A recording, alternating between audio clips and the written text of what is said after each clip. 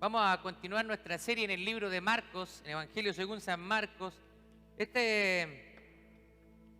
serie lo hemos titulado El poder de Jesús para sanar. ¿Cuántos creen que Dios todavía sana el día de hoy?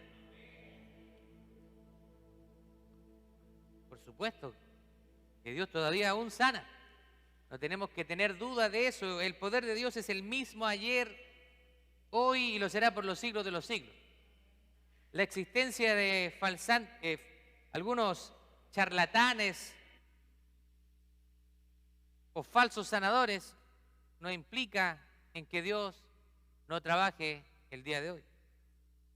Vamos a ver el día de hoy la parábola del sembrador. Probablemente usted la ha escuchado más de alguna vez, pero yo sé que Dios tiene algo nuevo para usted el día de hoy. Así que vamos a leer el Marcos capítulo 4, vamos a leer desde el versículo 1. ¿Sabía usted que en la cultura judía, cuando se llevaba a cabo la lectura de la palabra de Dios en el templo y luego en las sinagogas, era un momento de mucha reverencia? ¿Sabe lo que significa reverencia? Un momento de mucho respeto. Yo me imagino a uno de los rabinos leyendo uno de los rollos de la palabra del Señor. No volaba ni una mosca en ese lugar, nadie conversaba, nadie miraba su teléfono, no existían, por cierto, pero nadie estaba preocupado de otra cosa que estar concentrados en la palabra de Dios.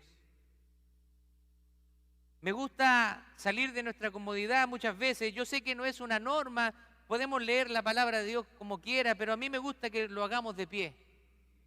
Salgamos de nuestra comodidad, nos pongamos en pie y podamos leerla. A mí, recuerdo que uno de los pastores me decía en Chile, cuando el que está dirigiendo dice algo, esa persona está en autoridad.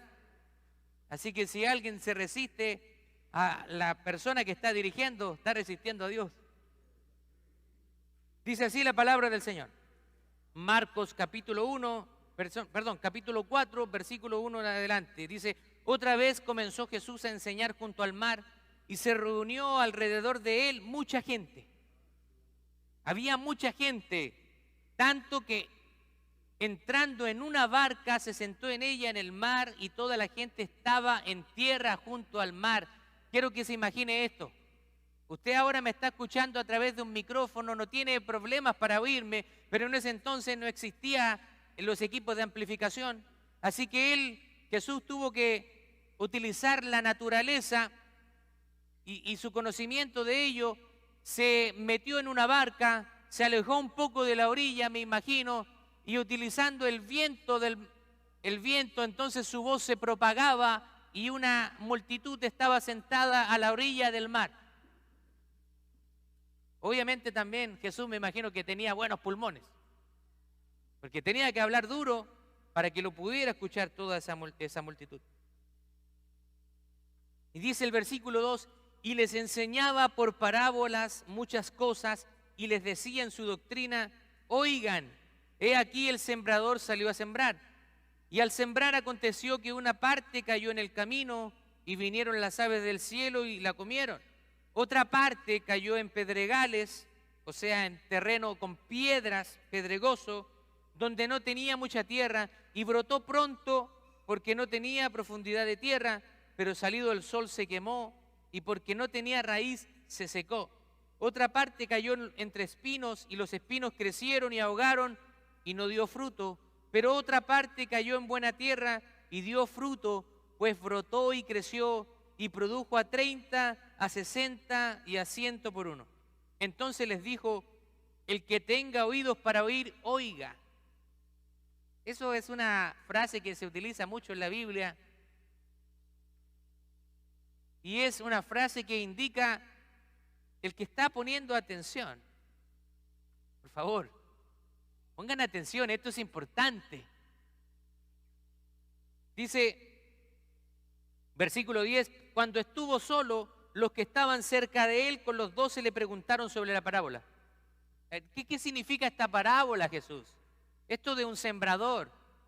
Y les dijo, a ustedes les es dado el misterio del reino de Dios, mal a los que están fuera, por parábolas todas las cosas. Ojo, Jesús está haciendo una distinción. Está haciendo una separación de grupo de personas. A ustedes y los de afuera. Dice el versículo 12, para que viendo, vean y no perciban, y oyendo, oigan y no entiendan, para que no se conviertan y les sean perdonados los pecados. ¿Se da cuenta? ¿Usted está entendiendo lo que dice el texto ahí? O sea, hay algo que Dios está haciendo con los de afuera. Dice, y les dijo, ¿no saben esta parábola? ¿Cómo pues entenderán todas las parábolas? El sembrador es el que siembra la palabra, y estos son los de junto al camino, diferentes tipos de terrenos, de tierras, en quienes se siembra la palabra, pero después que la oyen, enseguida viene Satanás y quita la palabra que sembró en sus corazones. Estos son asimismo los que fueron sembrados en pedregales, los que cuando han oído la palabra, al momento la reciben con gozo. Porque la palabra nos trae gozo. Pero no tienen raíz en sí, sino que son de corta duración. Porque cuando viene la tribulación o la persecución por causa de la palabra, luego tropiezan. Estos son los que fueron sembrados entre espinos, los que oyen la palabra, pero los afanes de este siglo, no, estamos entretenidos afuera. Y el engaño de las riquezas, poner el enfoque en otras cosas, y las codicias de otras cosas, entran y ahogan la palabra y la hacen infructuosa. O sea, la palabra no tiene fruto en esas personas. Pero mire lo que dice el versículo 20. Y estos son los que fueron sembrados en buena tierra. ¿Quiénes? Los que oyen la palabra, la reciben y dan fruto. A 30, a 60 y a 100 por uno. Tome asiento. Así que yo quiero que usted mantenga en mente esto. Esta es la parábola del sembrador. Así que los que tienen un poquito se han familiarizado con la agricultura, o quizás usted nunca ha sido un agricultor, yo no soy agricultor, pero he visto algunos videos, sé cómo se siembra. En la antigüedad no había los modernos métodos de ahora. Así que hay un sembrador, probablemente tiene amarrado una bolsa con semillas y va tirando por el camino. Así que ponga esto en perspectiva. Usted va a identificarse el día de hoy. Usted va a identificar qué tipo de suelo, qué tipo de tierra es usted. Así que aquí va a haber una clasificación, por cierto, no humana, sino una clasificación divina. Recuerde que es Jesús quien le da la interpretación a la parábola. Los discípulos eran aquellos que estaban cerca de Jesús y estaban convencidos que Jesús era el Mesías. Ellos habían visto cómo Jesús hacía grandes milagros y confirmaban esto además porque convivían a diario con Jesús. Sin embargo, la gente que estaba alrededor de Jesús no necesariamente compartían lo mismo que los discípulos. Para algunos de ellos, Jesús llevaba a cabo sus obras y los milagros por el poder de Belcebú, por el poder de Satanás. O sea, Jesús, según un grupo de personas, esto lo vemos en el capítulo anterior, Marcos capítulo 3, lo están acusando a Jesús, sí, tú haces estas obras por el poder de Satanás. ¿Se da cuenta de esto? Lo están acusando a Jesús de que él, las obras buenas que hace, las hace por el poder del diablo, de Satanás. Absurdo. Pero ahí podemos ver un tipo de personas que no está creyendo en Jesús, le está rodeando, está mirando lo que hace Jesús, pero no está creyendo en Jesús. Ahora, y en este contexto de esa incredulidad es que Jesús comparte lo que nosotros llamamos las parábolas del reino.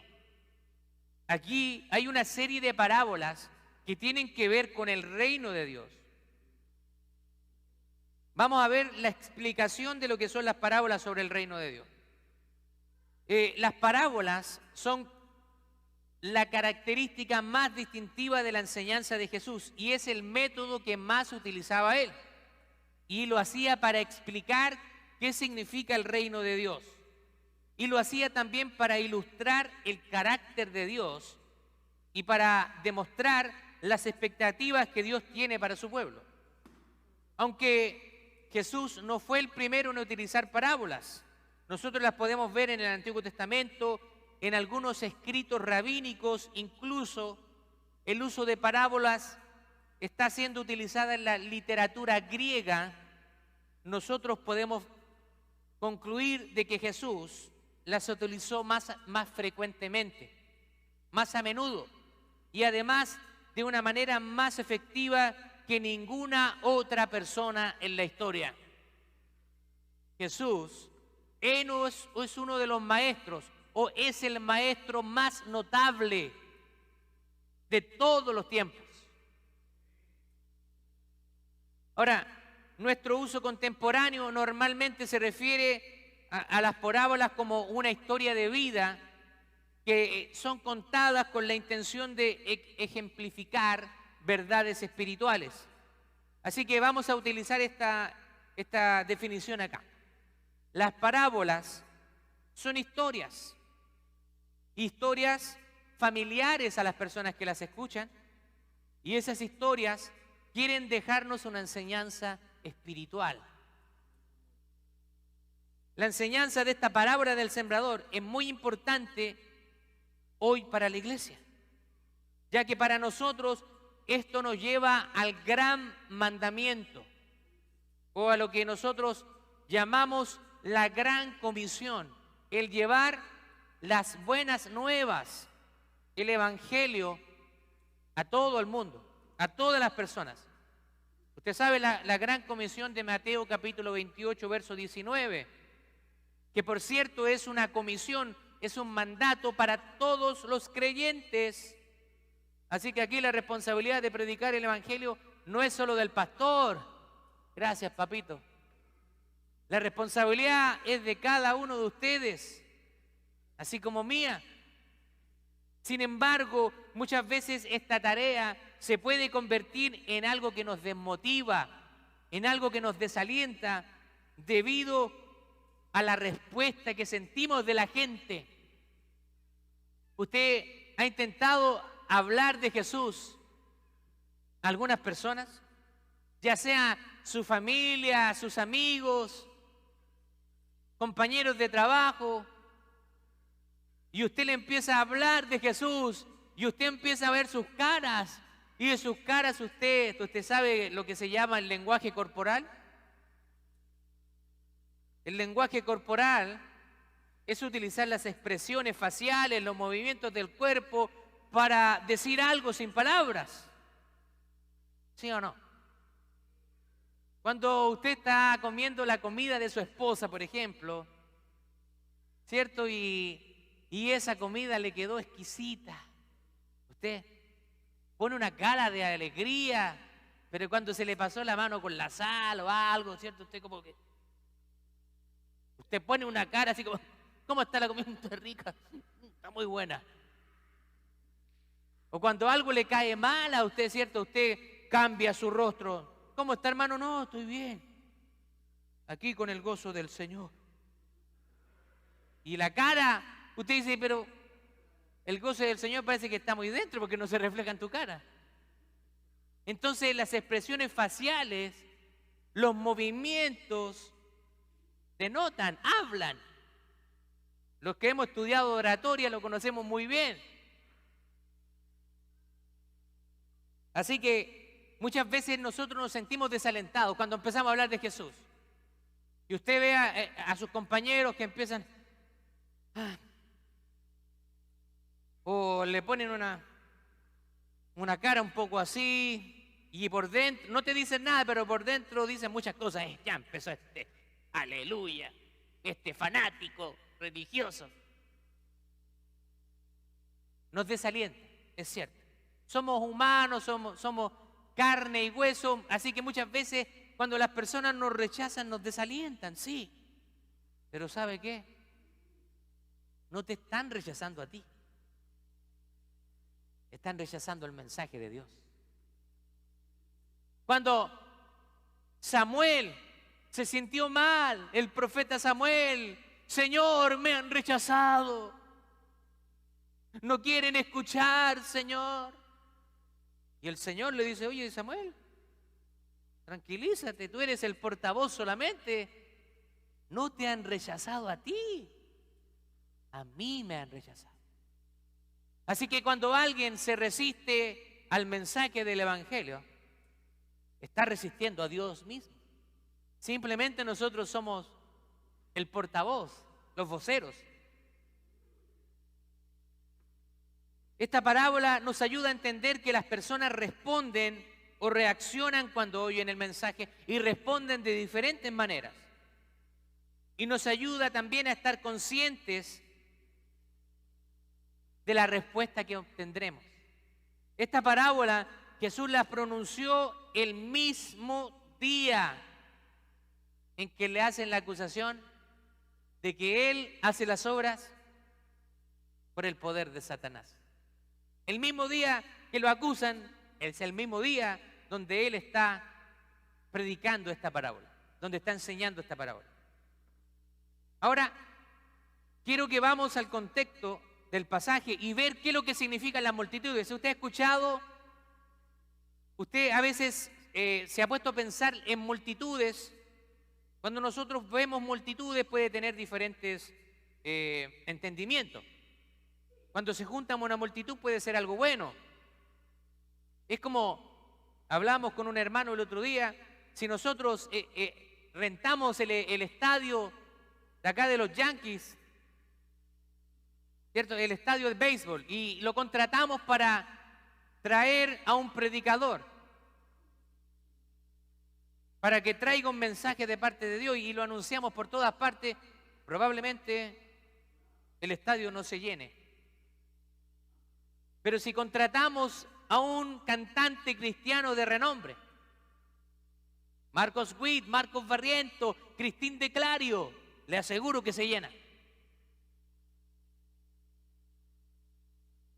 Hoy en día nos interesa más la música que la palabra de Dios. Así que las multitudes nos dicen algo. Vamos a ver, según Marcos, qué significan las multitudes. Cuando en el Evangelio de Marcos se mencionan estas multitudes, tiene una connotación negativa. O sea, nos muestra que hay masas, mucha gente que sigue a Jesús. Pero ¿sabe qué? Solo están ahí para obtener un beneficio. ¿No le parece familiar esto el día de hoy? Pero realmente ellos están siguiendo a Jesús, pero no tienen realmente interés en obedecer a Jesús. Aún así, Jesús, en su compasión, Él les predica a estas multitudes, ya que les quiere dar la oportunidad de escuchar el mensaje y ver si ellos responden. Pero hoy en día hay mucha gente que sigue a Jesús, o por lo menos dice que sigue a Jesús. Es fácil. Usted va a andar por la calle y le pregunta a alguien, oye, ¿tú crees en Dios? Sí, yo creo en Dios. ¿Crees en Jesús? Sí, yo creo en Jesús. ¿Y estás viviendo conforme a la palabra de Dios? No, porque yo quiero vivir mi vida a mi manera. Yo quiero vivir, yo creo en Dios, pero a mi manera. Mira, déjame a mi manera. Yo quiero vivir a Dios, pero según lo que yo crea. No quiero someterme a ninguna iglesia, ninguna autoridad eclesiástica. No, yo quiero vivir así, quiero ir a la iglesia cuando yo quiera. De repente, darme vacaciones de 3, 4 meses. Sí, creo en Jesús. Cuando una persona realmente cree en Jesús y cree en Jesús haciéndolo su Señor, entonces esa persona debe vivir su vida en obediencia a Jesús. La palabra Señor en el Nuevo Testamento es la palabra Kyrios, y esa palabra connota un dominio, un amo y un siervo. Usted y yo somos siervos del Señor. Él nos ha querido dar una relación más íntima. Dice que ya no nos llamará siervos, sino amigos. Entonces, como el Señor nos está llamando amigos, queremos tratar al Señor de igual a igual. Como usted de repente se bromea con su amigo. Pero Dios está diciendo que no nos llamará más siervos, sino amigos, porque Él nos está diciendo, quiero tener una relación íntima contigo. Pero no pierda esto en perspectiva, usted sigue siendo siervo. Él es el Señor. Es como cuando el jefe le da un minuto de confianza y al otro día usted quiere llegar tarde. Pero si estábamos bromeando ayer. Y el jefe le va a decir, ¿qué tiene que ver eso? Usted tiene que seguir respetando las normas acá en el trabajo. El minuto de confianza. Así que vemos que hoy en día también hay multitudes que siguen a Jesús. Incluso hay iglesias que están llenas. Hay multitudes que asisten a ciertas iglesias, pero realmente no tienen compromiso con el Señor. De alguna manera es como para calmar la conciencia. En la semana hacen pero el tremendo revolú en sus vidas, son mentirosos, son tranzas, evaden impuestos, roban, mienten al gobierno para tener beneficio. Y el día domingo vienen acá, Señor, perdóname, quiero calmar mi conciencia. O sea, la vida cristiana, eso no es. Usted es cristiano o no lo es. No hay término intermedio. Recuerde que en el libro de Apocalipsis el Señor habla de los tibios. Y dice que le causan náusea, los vomitará de su boca. Así que usted o es frío o caliente. Algunos queriendo llevar una vida cristiana, en mi país dice, tiene un pie en el mundo y un pie en la iglesia. Y ahí juegan. Se van para el mundo de repente, quieren saborear el pecado y se arrepienten y después van para acá. Esa vida no es la que quiere Dios para nosotros. Era la multitud que lo seguía. Incluso podemos ver que en el capítulo anterior están acusándolo y nos damos cuenta de que él está siendo seguido por mucha gente, pero esa gente tiene un propósito diferente. Acá les enseñan parábolas, coloca una cosa al lado de otra para hacer una comparación. Eso es una parábola. Así que la parábola es una comparación. Se usan situaciones familiares. Por ejemplo, para las personas, para poder entender. Cuando ellos le hablan de un sembrador, ellos ya sabían, conocían a los sembradores. Ahora, ¿sabe que aquí hay algo importante? Y que quiero que lo note. Las parábolas tienen un doble propósito. Por una parte, revelan.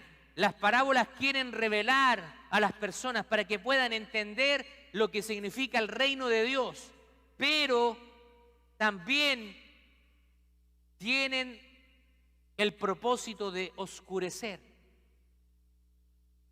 ¿Qué significa oscurecer? Cuando la persona está en contra de esa verdad, Dios cierra el entendimiento de esas personas.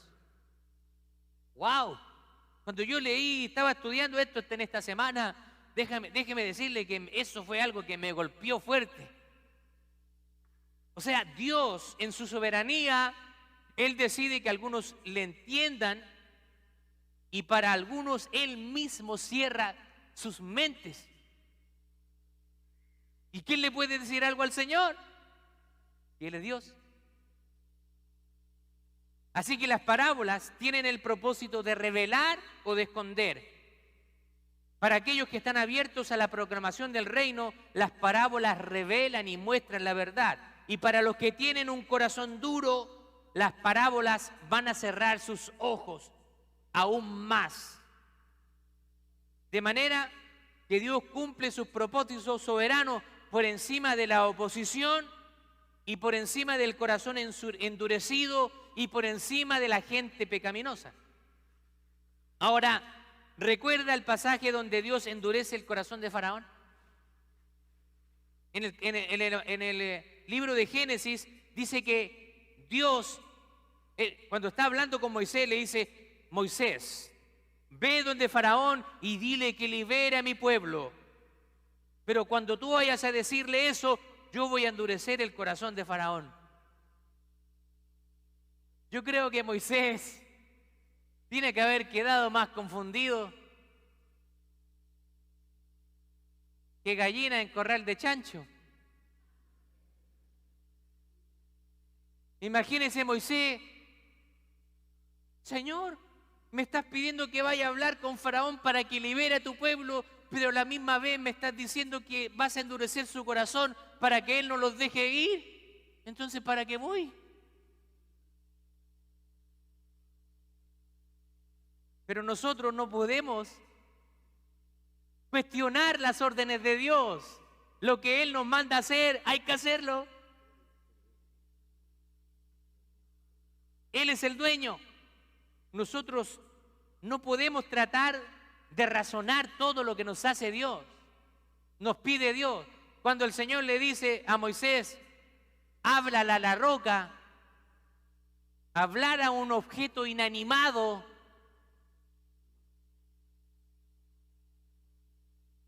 no entendemos por qué Dios nos pide.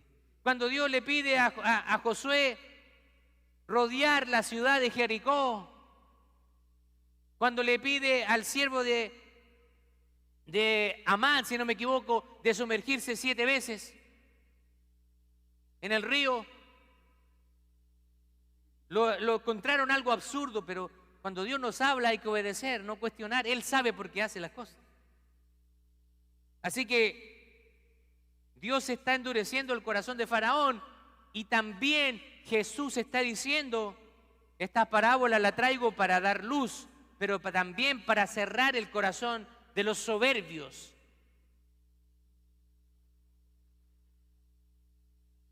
Así que para algunos puede ser algo muy claro, pero para otros puede ser algo incomprensible. Y esto denota algo: que para algunos hay salvación y para otros hay condenación.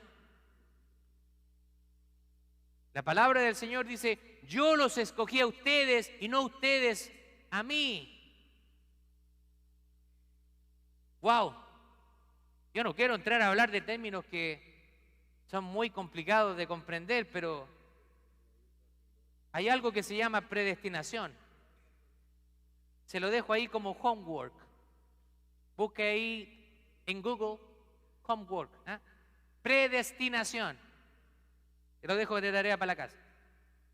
Así que Jesús está siendo muy directo y querramos entenderlo de otra manera,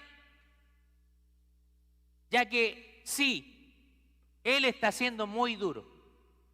Muchas veces solamente de los púlpitos se predica ese Jesús lleno de amor, lleno de compasión.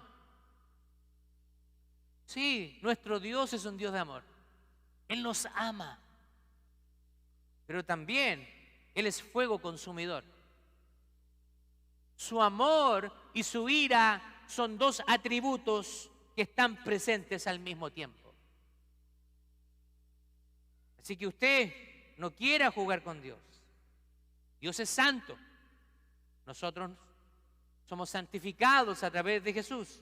a través del Espíritu Santo de Dios.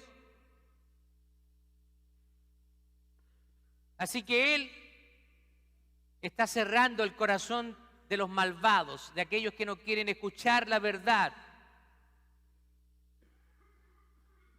Ahora, esta parábola es una parábola conocida y sabemos exactamente su significado. Y es Jesús quien le da la interpretación. Mire, esta parábola ayudó a sus discípulos a comprender por qué Jesús no estaba impresionado por las multitudes.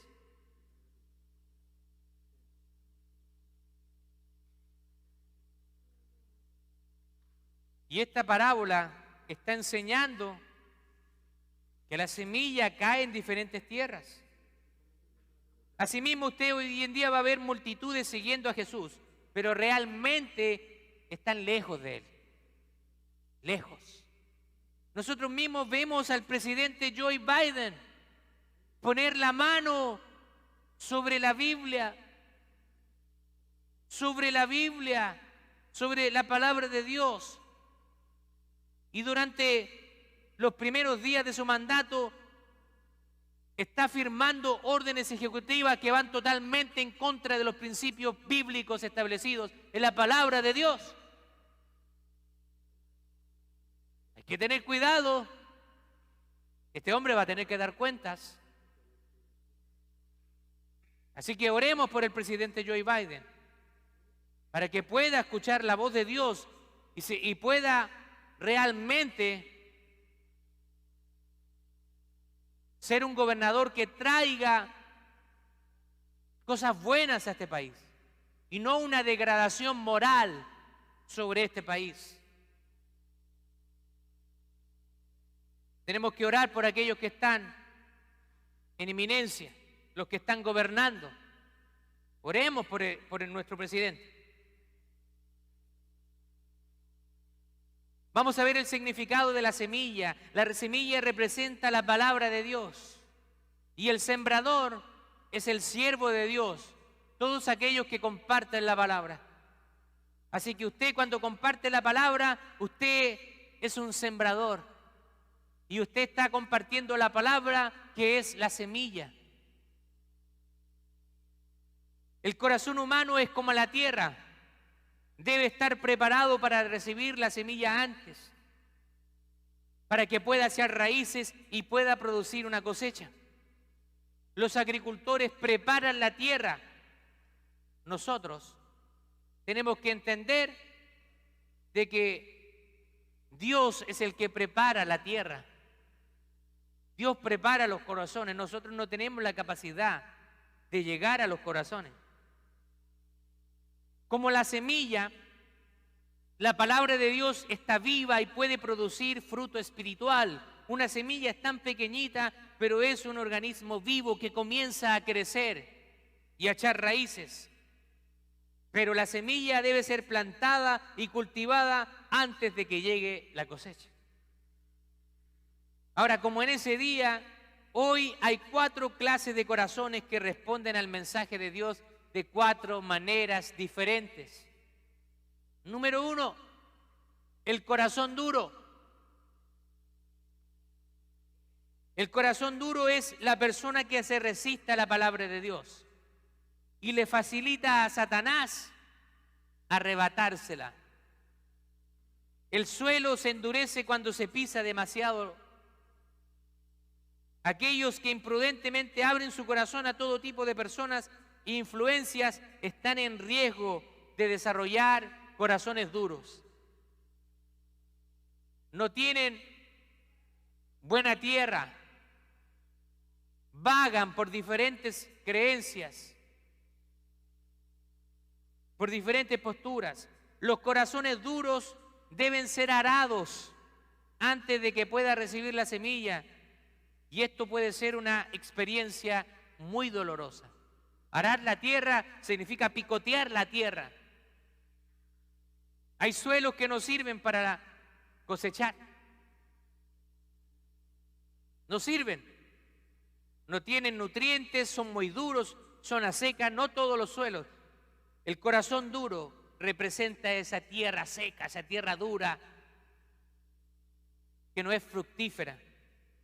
Número 2, el corazón superficial. Este corazón es como la tierra fina sobre una roca. Esa tierra fina es muy típica en una zona seca como es Palestina. Como no hay profundidad de lo que se planta, no puede durar porque no tiene raíces. Esto representa al creyente emocional, que acepta con gozo la palabra de Dios, pero que realmente no comprende el precio que hay que pagar para convertirse en un cristiano genuino. Puede haber un gran entusiasmo durante varios días o semanas. El predicador hace un llamado, la gente pasa, usted los ve hasta llorar, emocionado: Señor, te entrego mi vida. Señor, haz conmigo lo que quieras. Y el Señor le dice: te voy a enviar a predicar a la China. Todo menos eso, Señor.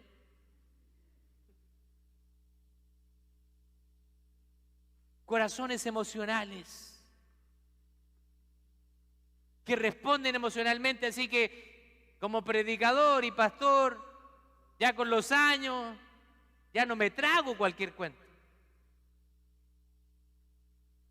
Por supuesto que nos alegramos cuando gente toma decisiones por Cristo, pero estoy analizando a las personas. Quiero ver frutos para saber si esa confesión de fe es genuina o realmente estamos frente a una falsa conversión. Puede haber entusiasmo en las personas, pero luego cuando vienen las dificultades, el entusiasmo, la alegría se desvanece, desaparece. Y es fácil para la naturaleza humana falsificar los sentimientos. Es fácil. A veces nos convertimos en buenos actores, ¿cierto? Actuamos bien. Parece que damos la imagen de piedad, ¿no? Hoy el hermano espiritual, la hermanita espiritual. Tenemos una imagen hacia los demás. Pero ¿cómo está tu corazón? ¿Cómo está tu relación con Dios? ¿Cuáles son los pensamientos, los deseos que hay en tu interior?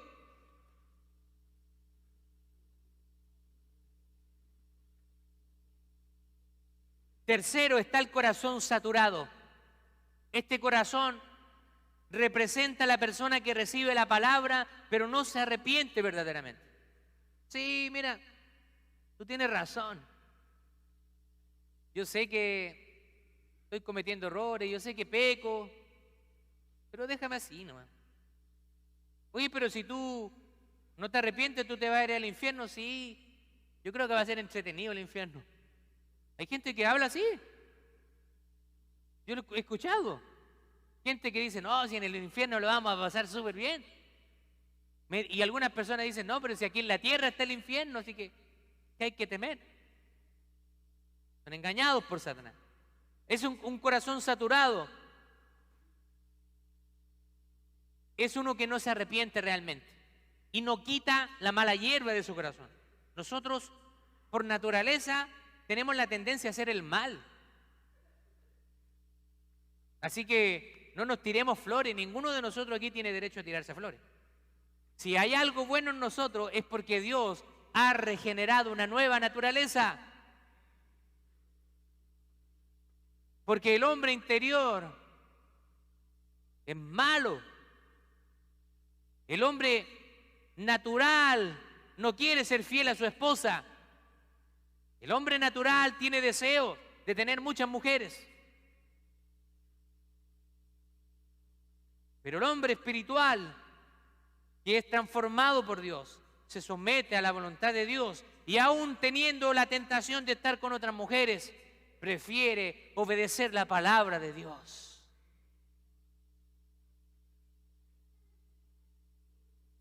Este oyente tiene demasiados diferentes tipos de semillas que crecen en tierra, cuidados mundanos, tiene deseos de riquezas, codicia por las cosas, y la buena semilla de la palabra de Dios no tiene lugar para crecer en su corazón. Para cambiar la imagen, esta persona quiere cambiar el camino ancho y el camino angosto, y lo camina al mismo tiempo. Y no se puede hacer.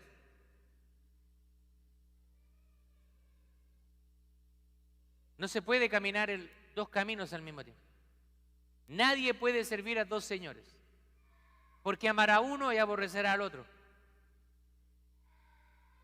Así que o le perteneces a Dios o le perteneces al diablo. No hay término intermedio. No es que eres mitad de Dios y mitad del diablo. Cuarto, el corazón fructífero. El corazón fructífero es el corazón que representa al verdadero creyente. Porque el fruto es una vida cambiada y una vida transformada. Es la evidencia de la verdadera salvación. Los otros tres corazones no produjeron fruto, por lo que nosotros podemos concluir que pertenecen a personas que jamás y nunca han nacido de nuevo. No todos los verdaderos creyentes son iguales de productivos. Sí, hay que reconocer eso también. ¿Qué quiere decir esto?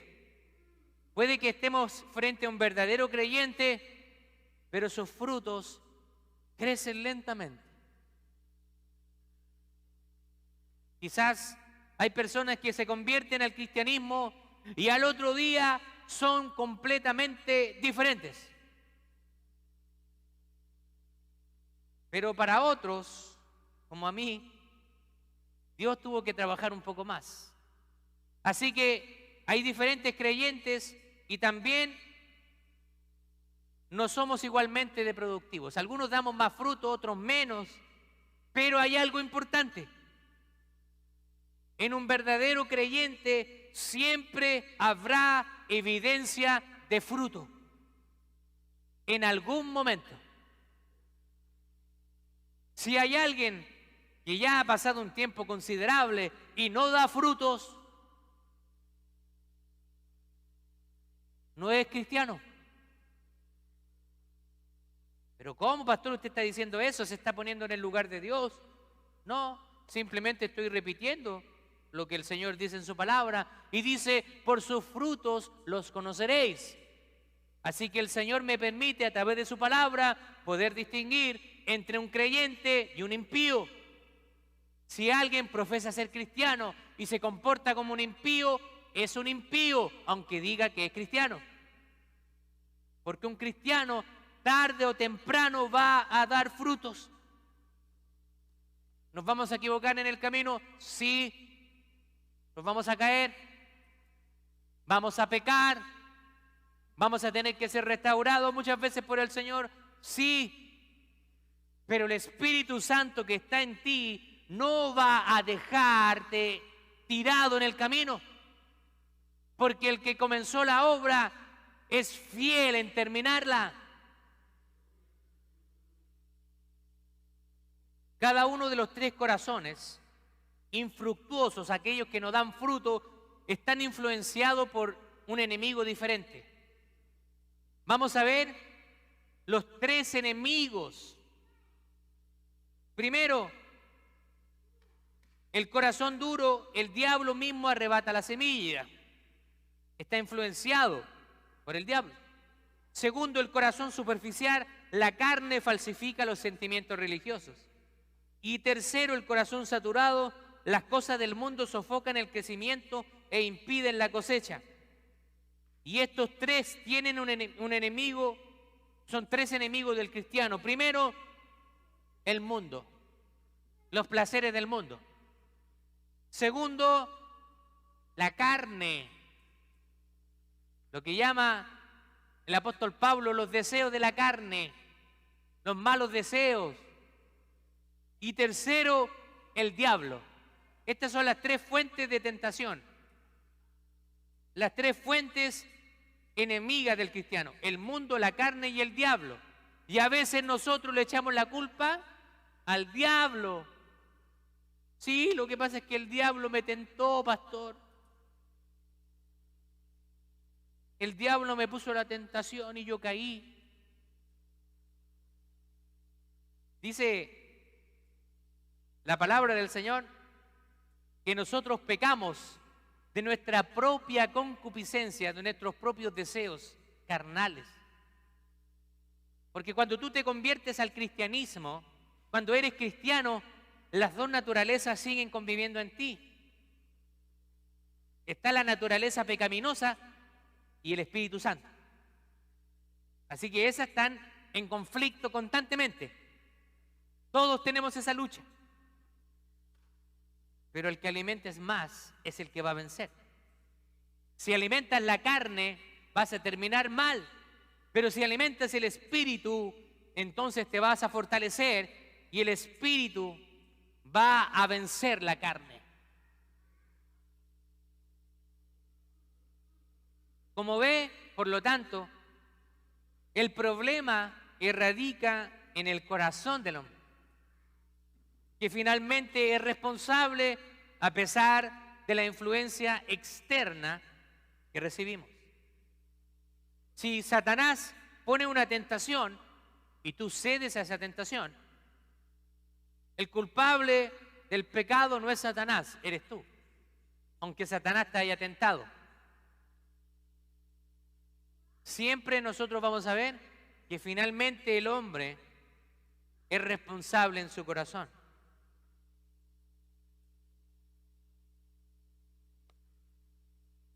¿Qué tipo de tierra estamos siendo? Yo creo que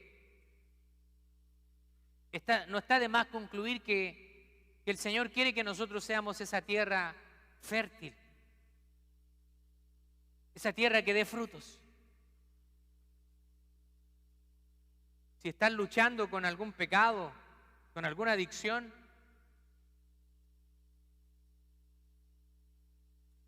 te quiero decir que puedes acercarte a nuestros líderes, a los ancianos de la iglesia, a los pastores. Si estás asistiendo a un grupo de comunión, acércate a tu líder, comparte tus experiencias con ese líder. Ese líder ha sido puesto ahí por Dios y va a ayudarte. Estamos aquí para restaurar vidas, para predicar el evangelio, para predicar las buenas nuevas de salvación. Nosotros hemos sido llamados a predicar la palabra de Dios. ¿Y sabe qué? No debemos ponernos en el lugar de Dios y tratar de hacer fértil la tierra. Simplemente nosotros somos llamados a sembrar la semilla. Esa es nuestra responsabilidad. Usted no es responsable de ver dónde la semilla es fértil. Esa es la tarea de Dios. La pregunta para usted es: ¿usted está sembrando la semilla? ¿Está sembrando la palabra? ¿Está compartiendo con gente que no conoce a Dios, que no conoce a Cristo? ¿Está siendo un sembrador? ¿Está cumpliendo el mandato de la Gran Comisión?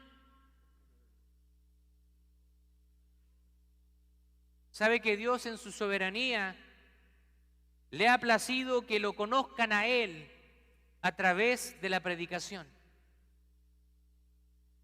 Podría ser fácil que Dios apareciera en medio de, imagínense, hoy día está el Super Bowl.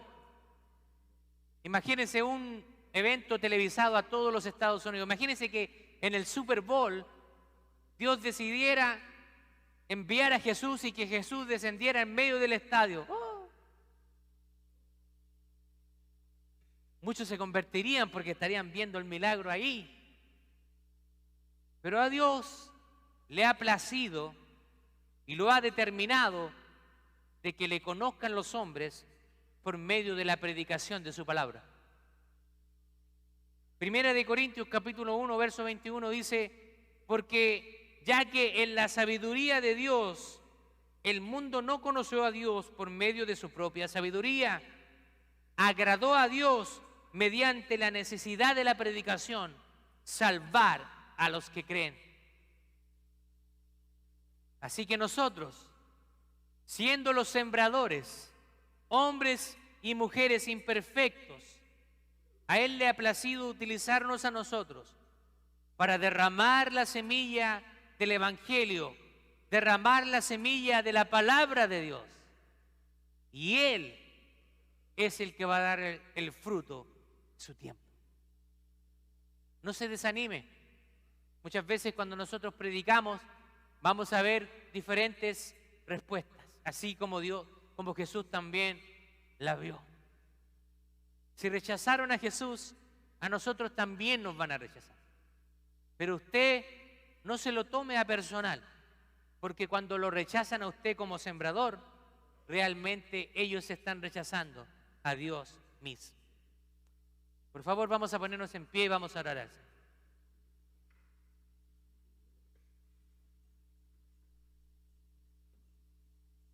Padre Celestial, te damos muchas gracias en esta tarde.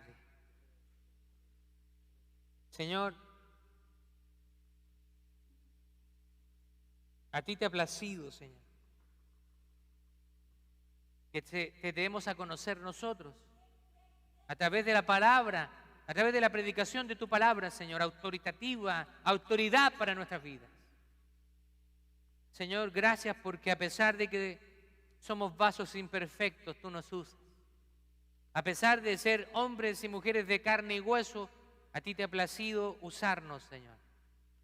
Ayúdanos, Señor, a poder ser fieles sembradores, ser fieles, Señor, al mandato de predicar el Evangelio a toda criatura.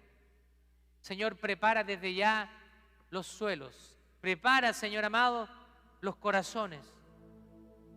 Prepara, Padre, aquellos que deben recibir tu palabra aún, aquellos que necesitan esa semilla, Señor. A veces no necesitamos ser grandes teólogos. A veces con decirle, ¿sabes qué? Jesús te ama, en Él hay esperanza, en Él hay salvación, en Él hay vida eterna. Él puede cambiar tu lamento en baile. Él puede darte una nueva vida y una vida abundante. Espíritu Santo, en esta hora redarguye, Señor, los corazones. Señor, queremos ser esa tierra fértil donde demos fruto abundante. Señor amado, aquí hay alguien que no te ha recibido, que no se ha arrepentido de sus pecados y no te ha recibido como Señor y Salvador. Te pido que en este momento, Señor, tú puedas constreñir su corazón, puedas convencerle, Señor, de que no podemos hacer nada lejos de ti. En el nombre de Jesús te lo pedimos, Señor.